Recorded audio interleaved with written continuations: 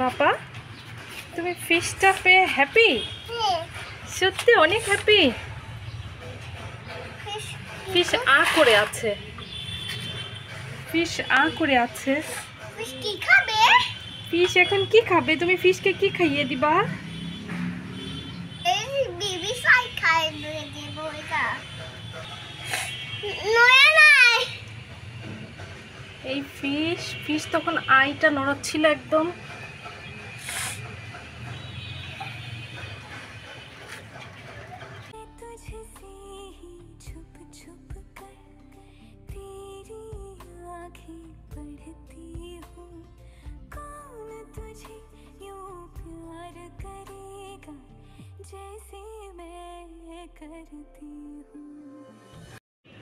আসসালামু আলাইকুম।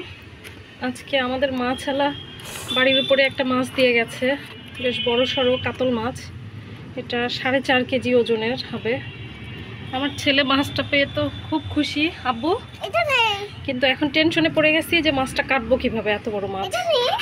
তবুও চেষ্টা করে দেখি পারবো কিনা কাটতে।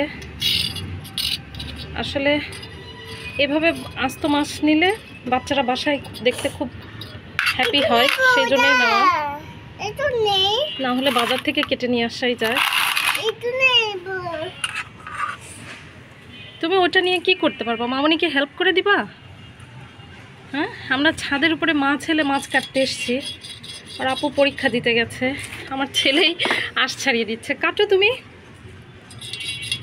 রে বাবা, রে বাবা, আমার ছেলেই আঁশ ছাড়াচ্ছে। ও বড় এরকম মাছ দেখলে খুব খুশি হয়। মাছটা কিন্তু একদম তাজা, চোখ নড়াচ্ছে, আ করছে,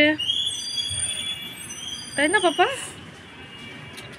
তো দেখা যাক কাটতে পারি কিনা। সেই মাছ পরে আমি কাটতে পারি নাই, অবশেষে বাজার থেকে কেটে নিয়ে আসতে হলো। কেননা এত বড় মাছ আমার পক্ষে কাটা সম্ভব না, অনেক কষ্ট।